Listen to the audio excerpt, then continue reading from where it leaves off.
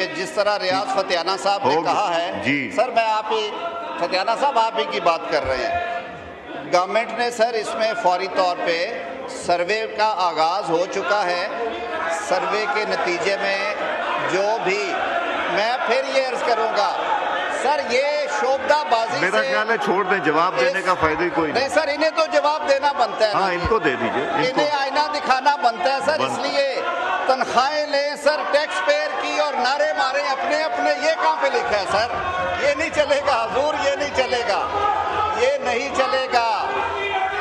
ان کے لیے زیادہ بہتر ہے کہ یا یہ ٹرینوں میں جا کے منجن بیچ لیا کرے، یہ زیادہ بہتر رہے گا ان کے لیے،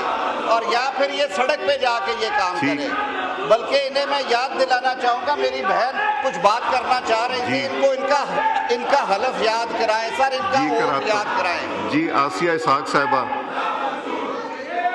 آسیہ اسحاق صاحبہ کا مائک کھولیں۔ جی بہت شکریہ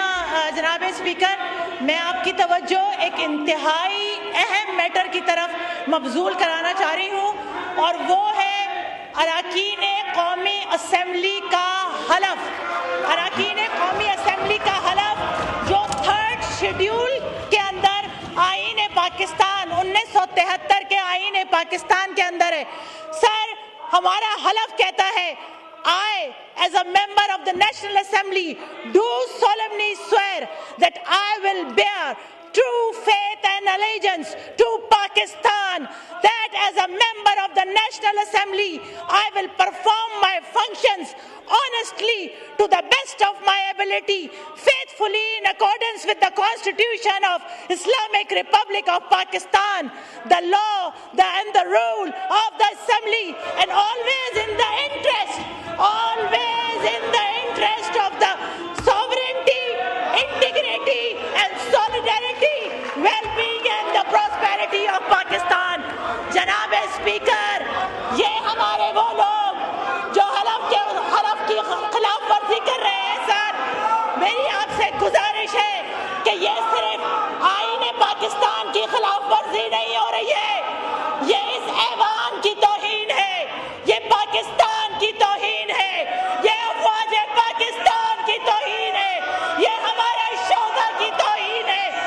میں آپ سے ڈیمانڈ کرتی ہوں، مطالبہ کرتی ہوں کہ آئین پاکستان کی حلف کی خلاف ورزی پر ان کی رکنیت کو ختم کیا جائے، ان کی سیلریز بند کی جائیں، ان کے TADS، ان کی پرکس اینڈ پریولیجز بند کیے جائیں، کیونکہ یہ فتنہ خارج کے پاکستان کے دشمنوں کے ساتھی ہیں، اور اس ایوان میں پاکستان کے دشمنوں کی کوئی گنجائش نہیں ہے۔ جی شکریہ۔